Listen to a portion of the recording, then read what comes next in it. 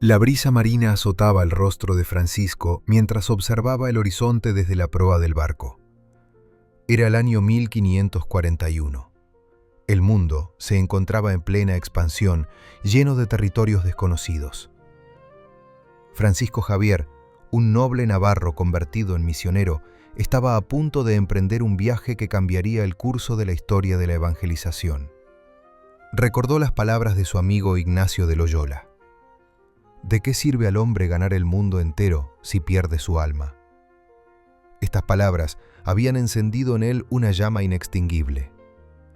Mientras el sol se ponía, Francisco oró en silencio. Sabía que el camino estaría lleno de desafíos inimaginables, pero su fe era más fuerte que cualquier temor. Esta es la historia de San Francisco Javier, el misionero incansable cuyo celo apostólico lo llevó a recorrer más de 100.000 kilómetros para compartir su fe con el mundo. Francisco de Jasso y Azpilcueta nació el 7 de abril de 1506 en el Castillo de Javier, en Navarra, España. Hijo de una familia noble, creció en un entorno de privilegio. Desde joven mostró talento excepcional para los estudios. A los 19 años se trasladó a la Universidad de París, donde estudió filosofía y teología. En el Colegio de Santa Bárbara compartió habitación con Ignacio de Loyola. Pero Francisco inicialmente se resistió a su influencia espiritual. Disfrutaba de la vida académica y tenía ambiciones de prestigio. Ignacio le repetía: ¿de qué le sirve al hombre ganar el mundo entero si pierde su alma? Estas palabras comenzaron a calar en Francisco, generando una inquietud espiritual que no podía ignorar. El propio Ignacio definió a Francisco como el trozo de pasta más duro que había tenido que amasar. Pero la gracia de Dios trabajaba en silencio. Tras los ejercicios espirituales dirigidos por Ignacio, Francisco se transformó completamente.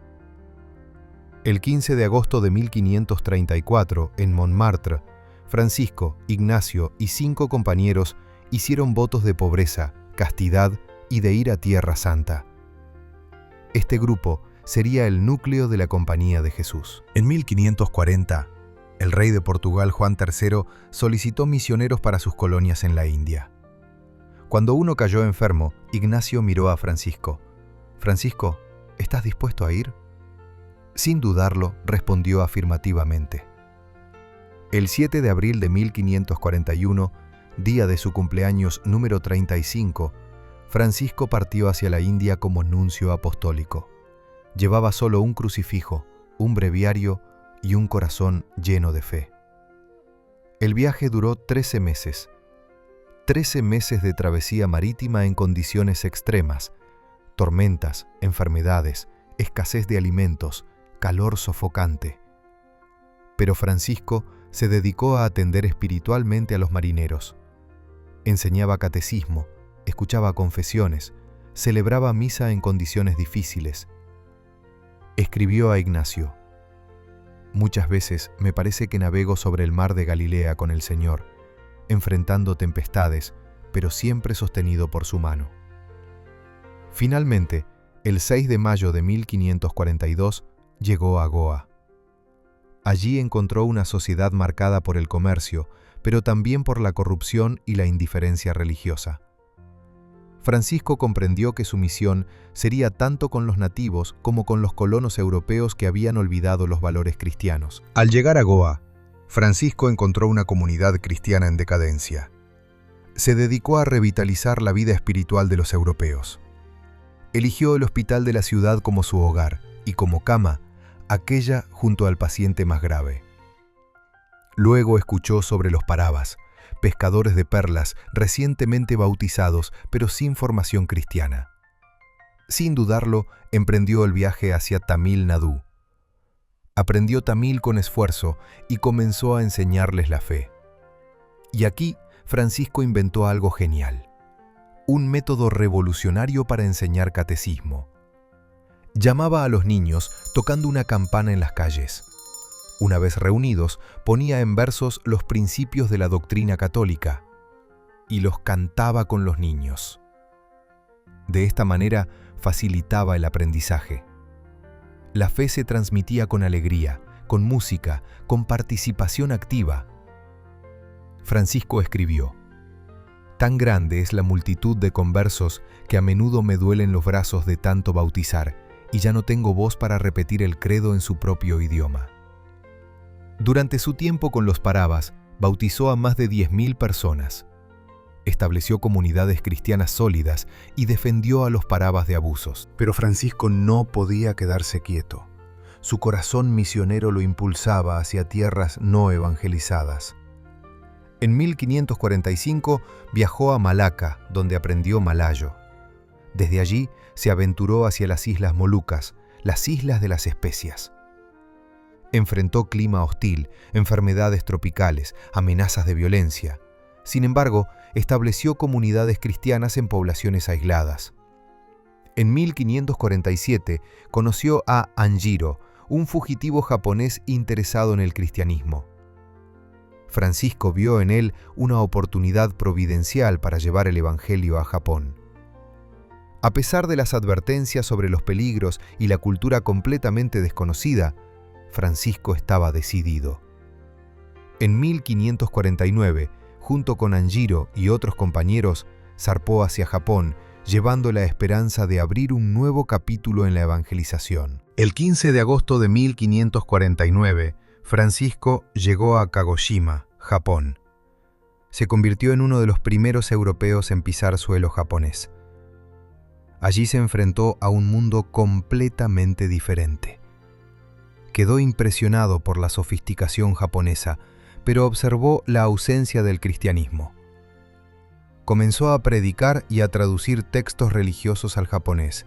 Sin embargo, había un problema grave. Las autoridades locales empezaron a restringir sus actividades. Y en muchas regiones, administrar el bautismo estaba castigado con la pena de muerte. A pesar del peligro mortal, Francisco continuó con valentía inquebrantable.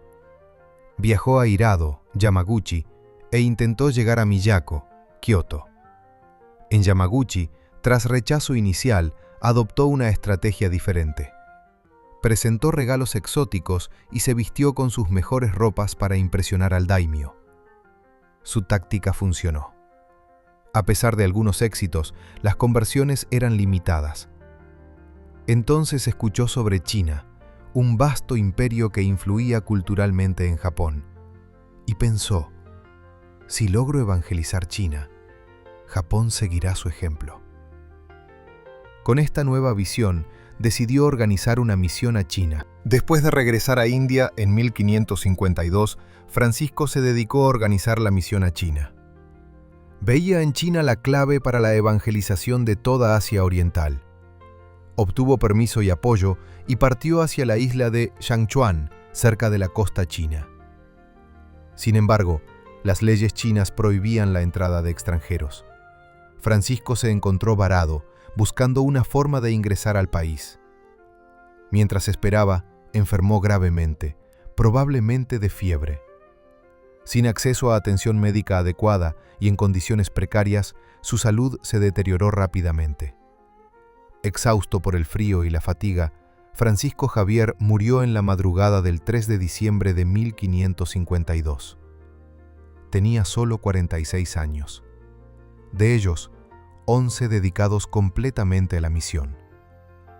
Sus últimas palabras fueron una oración en la que entregaba su espíritu a Dios. Murió en una humilde cabaña, con solo un compañero a su lado, sin lograr pisar el territorio chino que tanto anhelaba evangelizar. Sus restos fueron enterrados en un cajón lleno de cal, sin siquiera una cruz para recordarlo. Sin embargo, 2 años después, cuando abrieron el cajón, su cuerpo fue encontrado íntegro e intacto. Fue trasladado a Goa, a la Iglesia del Buen Jesús, donde actualmente es venerado. Una de sus reliquias, su antebrazo derecho, se conserva en Roma desde 1614, en la Iglesia del Santo Nombre de Jesús. Francisco fue beatificado en 1619 y canonizado en 1622, junto con Ignacio de Loyola. fue proclamado patrono de Oriente en 1748, de la obra de la propagación de la fe en 1904 y patrón universal de las misiones en 1927, junto con Santa Teresa de Lisieux. San Francisco Javier puede ser considerado, con razón, un verdadero gigante de la evangelización. En solo 11 años de misión, recorrió más de 100.000 kilómetros, bautizó a decenas de miles de personas y estableció comunidades cristianas en lugares donde el Evangelio nunca había llegado. Su legado no es solo geográfico, es también metodológico. Francisco nos enseñó la importancia de adaptarse a las culturas locales, de aprender los idiomas, de respetar las tradiciones mientras se predica la verdad del Evangelio. Su enfoque misionero basado en la empatía y la inculturación sigue siendo un modelo para la labor misionera en el mundo moderno. Las cartas que escribió a Ignacio de Loyola muestran su corazón ardiente. Muchos en estas tierras no son cristianos simplemente porque no hay quien les enseñe. Me consume el deseo de volver a Europa y gritar como un loco para que más personas se unan a esta misión. Su vida nos desafía a salir de nuestra zona de confort, a dedicar nuestros talentos al servicio de un bien mayor. Nos recuerda que las barreras pueden ser superadas con comprensión, respeto y, sobre todo, con amor. San Francisco Javier continúa inspirando a aquellos que buscan servir más allá de sus fronteras, ya sean físicas o personales. Su ejemplo nos motiva a ser mensajeros de esperanza y amor en nuestro propio entorno, llevando luz a donde más se necesita. La llama que encendió en su corazón sigue ardiendo en el de muchos, guiando a nuevas generaciones en el camino del servicio y la fe. ¿Qué otra voz de santidad te gustaría que resonara en nuestro canal? Cuéntanos en los comentarios. Y para seguir explorando estas vidas que transforman, suscríbete a Voces de Santidad y acompáñanos en este camino. Oremos con las palabras que San Francisco Javier repetía a menudo. Señor, yo te amo. No porque puedes darme el paraíso o condenarme al infierno, sino porque eres mi Dios. Te amo porque tú eres tú. San Francisco Javier, apóstol de las Indias, patrón de las misiones, ruega por nosotros, para que tengamos tu mismo celo apostólico y llevemos el Evangelio hasta los confines de la tierra.